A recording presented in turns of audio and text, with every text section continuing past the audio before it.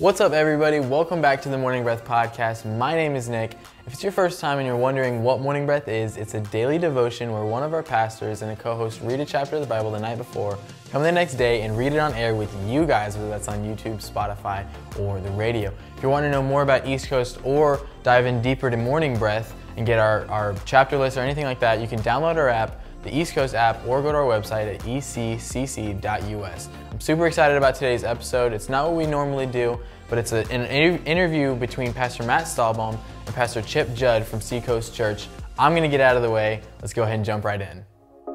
You are listening to the Morning Breath Podcast. Please enjoy today's show, hosted by Pastors Matt and Jessica Stallbaum.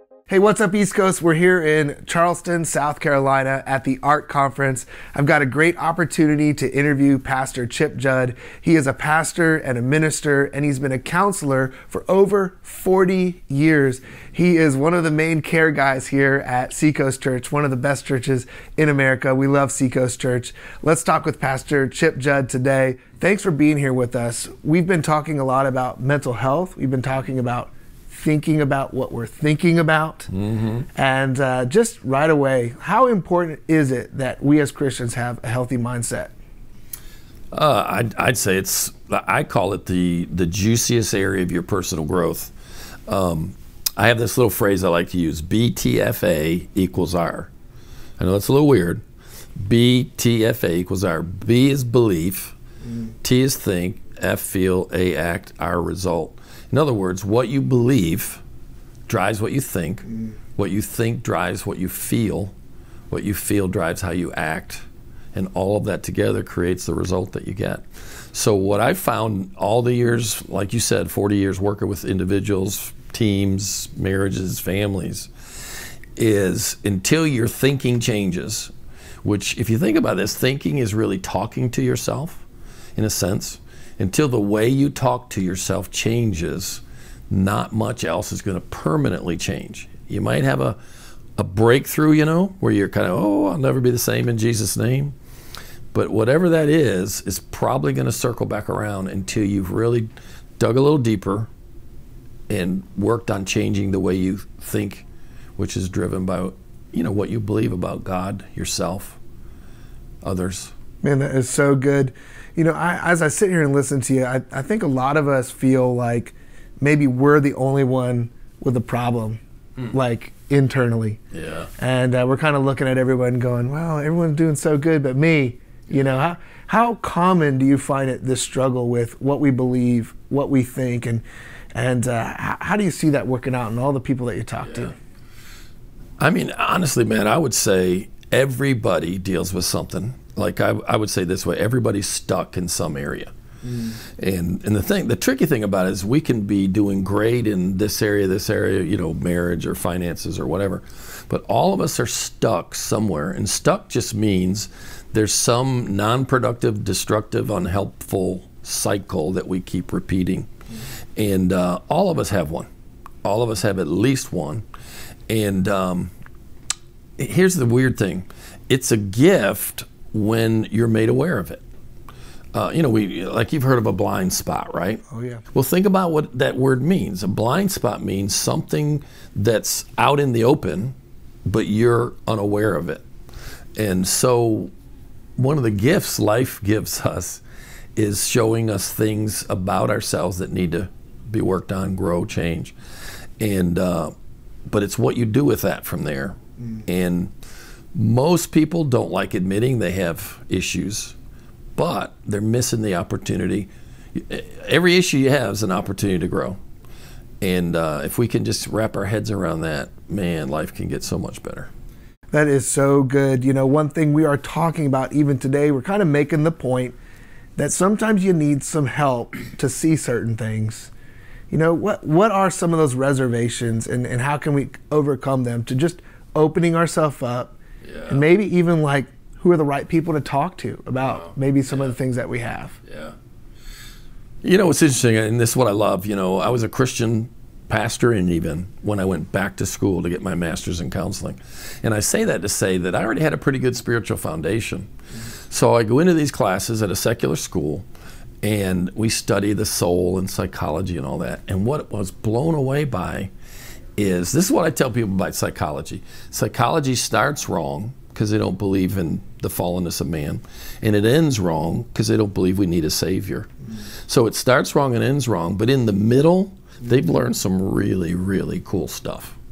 And one of the things that I stumbled onto was this simple thought that way back in the front of the book is what I consider to be the root of almost every situation we deal with. So you got the fall, right? Genesis 3, the serpent comes, tempts Eve, and they fall. God comes looking for them in the garden.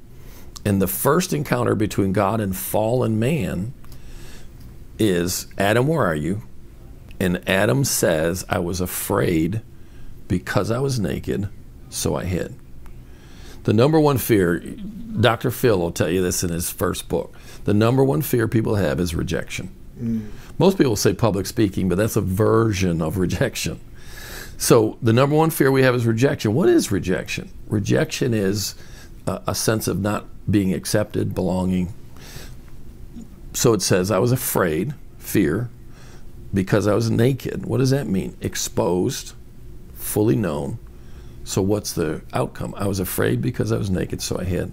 So the problem we've got when it comes to dealing with our issues is, I would rather you believe I don't have any, which makes me hide them, which perpetuates the issue. And like I would say this, Matt, what the church unfortunately is really good at is teaching people how to pretend. And people learn really early how to pretend everything's okay. And it's the absolute worst thing you can do. Now, the second part of what you said was, who do you talk to? And that's where it gets a little trickier. I tell people this, if you have someone in your life who loves you just the way you are, and they've proven they'll speak the truth to you when you need to hear it. They love you just the way you are, and they'll speak the truth to you when you need to hear it. You should pay them. Do whatever you have to do to keep them in your life. That is so good. That is so good. I think you're so right. It seems like there is a culture of hiding. Yeah. And honestly, I think some of it's because we've had a culture of punishment versus acceptance and saying, hey, let's work together, because a lot of us can be hiding, you know. Yeah. I love it. That's one of the things that we're talking about, being able to open up. And I don't think it's just about opening up, but it's ultimately about getting to freedom, right? Mm-hmm. What's freedom look like? What's freedom look like as a believer? Freedom in your mind, you know, freedom in your soul. Is it possible as a Christian to pursue that freedom and obtain that? Yeah, but I do think it's a process, not an event. You know, we love to sing songs about, you know, Jesus set us free and that kind of thing. And he did legally, but functionally, practically, am I free in my emotional rhythms and cycles? Am I free in my relationships? Am I free in the behaviors? You know, Romans 7 says, the thing that I hate, I do. The thing that I don't want to do, I don't do. I don't know if I said that right. You know what I mean? Yeah, what you don't want to do, you do. Yeah. And, you know, so we fight that part of us that wants to be free but isn't yet. And Jesus did die to set us free. But it's, I think I said a second ago, it's a process, not an event. It's not a weekend project. It's. I would say, this is the way I like to say it, you're going to be working on something for the rest of your life. Now, the reality is, it doesn't have to be the same something. You really, really can be set free in areas that matter. Like, here's a cool verse, Ephesians chapter 4, 22 through 24. 22 says, put off the old man. So you say, okay, what does that mean? That means all the ways I acted and behaved and the ways I tried to get my needs met before I met Jesus. So 22 says put off the old man. 24 says put on the new man. In other words, learn some new ways to get my needs met, treat other people, etc. Sandwiched in between the two, put off the old man, put on the new man, is this interesting phrase, be renewed in the spirit of your mind.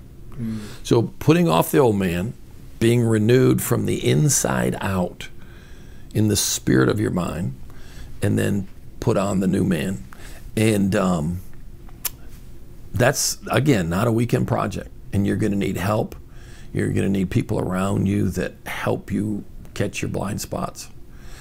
And probably one of the biggest things, and you alluded to it in one of your questions, is like I like to tell pastors this: normalize dysfunction. Make it normal to be messed up a little bit. Here's a book written back in the 70s, dating myself. The title was I'm Okay, You're Okay. And it was about a particular style of counseling. But here's the reality. I'm not okay and you ain't either.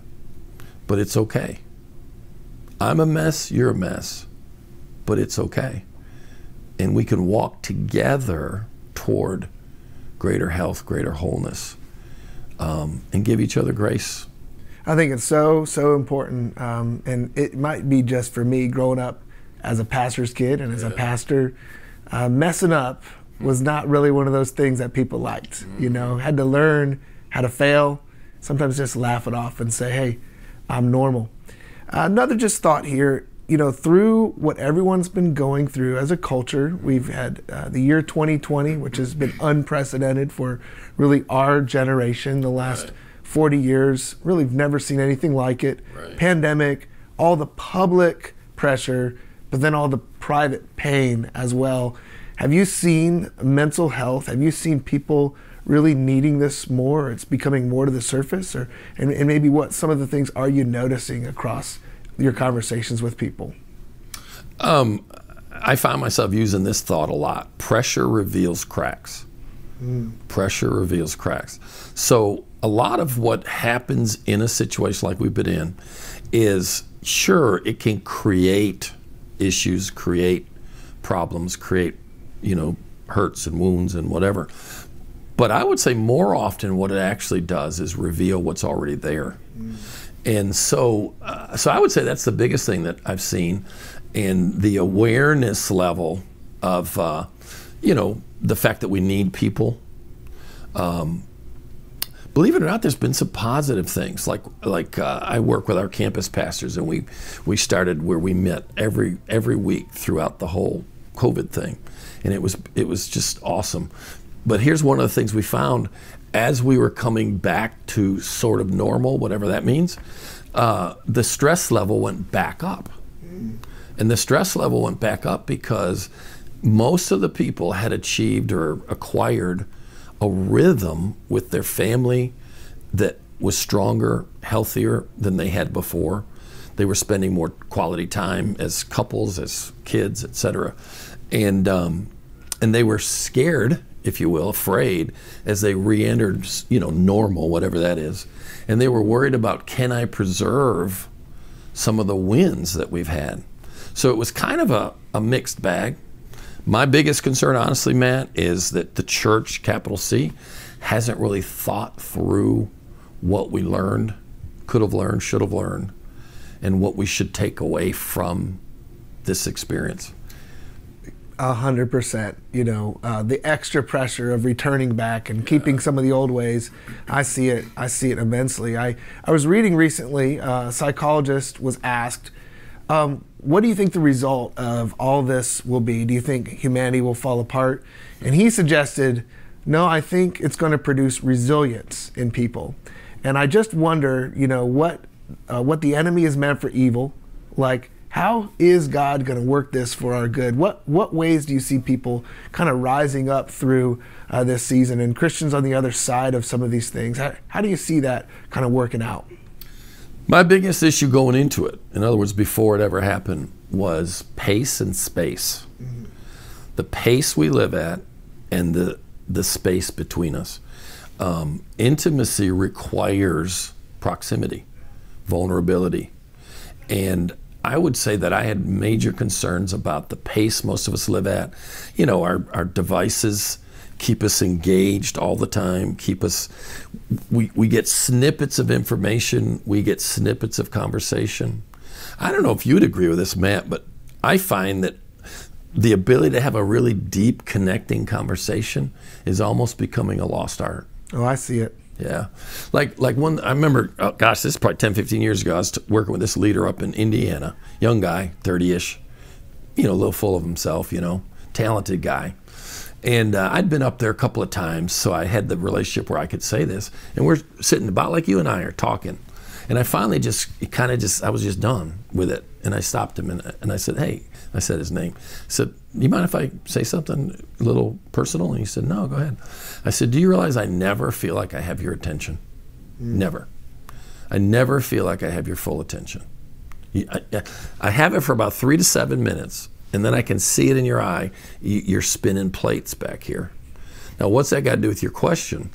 I think COVID gave us the opportunity, key word, to slow down and learn how to be more present. And I'm a little worried that even if we did gain some ground in that area, I'm a little worried that we're going to give it right back up as we get back into the pace of things. I think you'd have a hard time finding fast in the Bible. It's just not there. And I think I really would love us all to just kind of think about how can I be where I am better? You know what I mean? Yeah. Oh, yeah. That's good. And slow down. It makes me think of, I think the Message translation talks about the rhythms of His grace, right? Yeah. And so you mentioned the rhythms of like us connecting better with our families, with each other. And then there's that with the Lord. Yeah. Maybe just 1 or 2 practical ways that we could spend some time with the Lord. Because I know in that space, our mind heals, our soul heals. Yeah. What are some practical ways that we could maybe spend some time with Jesus as we kind of close the conversation down? Where you were talking about was from Matthew 11, and in the New American, I think it says this. Jesus says, "Come to me, all you are weary and heavy laden, and I'll give you rest. Take my yoke upon you, learn from me, for I'm meek and lowly in heart." Now imagine that, first of all, the God of the universe says he's meek and lowly in heart. That's pretty amazing. And he says you'll find, and I just noticed this in the last year or two. He said, and you'll find rest for your soul. He doesn't say for your body. Like, this is something I've learned about rest. Rest is not the absence of activity. Rest is an internal state of peacefulness in the midst of activity. So what he's saying there is, come to me. That's the first thing you got to figure out. What is a rhythm? What's a way that come to me? Like what I love to do, man, I love coffee. So I love starting my day. I read 1 chapter and just sit with my coffee and just be with God. I might pray, very emphatically about something. I may just put on some nice instrumental worship and just soak. But just come to me. And then he says, take my yoke. What does that mean? I remember one time I was meditating on these verses, and I felt like he said, live on a short leash. Live on a short leash. What do you mean? Well, practice staying close to God. Like in where you go, what you do, what you think. Just practice that. Play with it. But the biggest thing would be slow down. Somebody it's a challenge to say 3 minutes, but 3 minutes, 5 minutes, 7 minutes, 10 minutes. Practice just being still. You'd be amazed at what it does to your soul/brain when you just allow it to be still. A lot of stuff I'm reading lately is talking about how we're losing the capacity to be bored. Isn't that an interesting thought? It is. We're losing the capacity to be bored. Kids don't know how to be bored. Mm-hmm. And what we don't realize is boredom is therapeutic to our brains, to our little brain. It's therapeutic to be bored because it cleanses itself and reorders itself when we're bored. Yeah. And that's good. So my answer to your question is just figure out a way. Let's just use 5 minutes. Couple of times a day where you just get still and try to not allow your thoughts to drive somewhere. I love that. I think as we just kind of wrap up our conversation, I I think I'll find myself sometimes at the highest of highs, and sometimes I'm dipping down. And and I don't know where you might be listening to this. You'd feel up or down, but just one last maybe little kind of statement of hope that would just say, hey, wherever you find yourself, as you press in and lean into that space with the Lord, what's that look like in just moving us up and moving our trajectory towards kind of hope for today? The biggest thing I've learned, 45 years now walking with the Lord, the biggest thing I've learned is how to, what I call R&R, how to receive and rest in His love. Receive and rest. And that's two separate things. And they're both a process, but learning how to receive His love. The thing that I've learned by His mercy is how to live loved. Not live for love, but live from love. And so for me, what I find myself passionately working with almost everyone I work with, sooner or later we're going to get around to the fact that God ultimately created you not so that you could love Him. That's a byproduct. He created you so that He could love you. So I think you could literally say your calling, your mission, your purpose in life is to learn to be loved. So good. And so for me, the most important thing you can learn is how to receive that love and rest in it. That is so good. And I so appreciate you sharing with us. And, maybe you're sitting here watching this. We want you to understand that, what? Your Heavenly Father, He loves you. He's chosen you. And it doesn't matter at what season or what feel that you might have. You've got to understand God absolutely is in love with you. And let that hope pull you out and pull you up in whatever situation you might be in. Thank you so much, Chip, for speaking to us, for sharing with us. This is one of the funnest things I've done in a while at church. Just feel the peace and just feel that sense like we needed this and we need this in our season. Thank you. Man, glad to do it. We hope you enjoyed today's episode of the Morning Breath podcast. If you did, we would love for you to give it a thumbs up and share it with a friend. To follow along with our daily chapter list and for quick access to East Coast podcasts, events, and more, download the East Coast app. It's the best way to stay connected with everything East Coast. We would also love for you to join our online community. Just search for East Coast Christian Center on Facebook and Instagram. Thanks again for listening to the Morning Breath podcast.